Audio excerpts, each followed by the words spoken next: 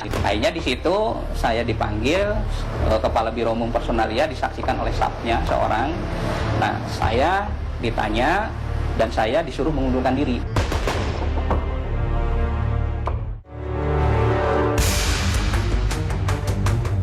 Sengketa segitiga Bank Panin antara direksi, auditor internal, dan pemilik Masrur Borneo sempat mengundang reaksi Senayan. Komisi Perbankan DPR pernah berencana membuat panitia kerja kejahatan perbankan, namun keinginan itu kandas. Masalah Bank Panin dinilai hanya persoalan internal dan jauh dari tindak pidana perbankan.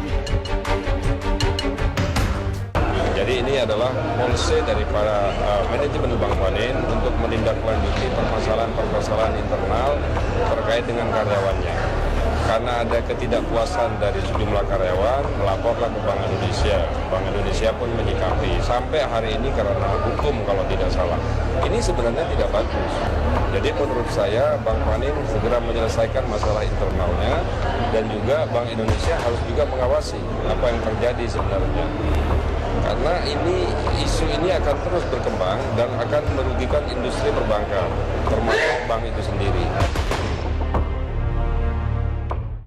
Janjinya Bank Panin akan menyelesaikan secara internal dan karena itu kita anggap selesai. Ada kasus yang lain yaitu yang dalam konteks yang diambil oleh ANZ atau apa begitu, yang ternyata tidak bisa diapakan.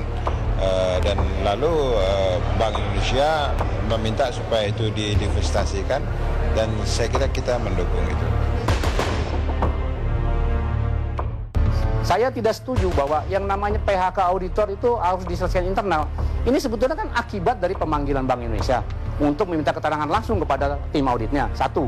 Kedua, saya sudah ditugaskan secara khusus oleh Bank Indonesia dan sudah ada keluar satu pernyataan dari Deputi Pengawasan Bank Indonesia, Ibu Rianti Asali, bahwa terjadi pidana. Ya kan? Di situ, kenapa Pak Ronald Waas itu menyatakan bahwa itu urusan internal Bank Panin? Itu sangat-sangat salah saya bicara itu gitu. Dan tidak setuju bahwa yang namanya PHK auditor itu harus diselesaikan internal. Ini sebetulnya kan akibat dari pemanggilan Bank Indonesia untuk meminta keterangan langsung kepada tim auditnya. Satu. Kedua, saya sudah ditugaskan secara khusus oleh Bank Indonesia dan sudah ada keluar satu pernyataan dari Deputi Pengawasan Bank Indonesia, Ibu Rianti Asali, bahwa terjadi pidana. Ya kan? Di situ, kenapa Pak Ronald Waas itu menyatakan bahwa itu urusan internal Bank Panin? Itu sangat-sangat salah saya bicara itu gitu. Dan yang namanya yang Saudara Ketut Antonius itu yang pada saat itu hadir di Komisi 11, saya bicara kepada majelis bahwa Saudara Ketut Antonius itu ada termasuk direktur yang mengikut merekayasa laporan audit. Saya minta semua orang itu adalah di fit and proper. Termasuk Pak Rosdian Samsudin juga saya sudah berkomunikasi dan berkorespondensi dengan presidennya Rosdian Samsudin. Minta pertanggungan jawab kepada Bapak. Kenapa Bapak ini menugasi kami, tapi kami di PHK, Bapak tidak bertanggung jawab. Tidak ada jawaban sampai hari ini.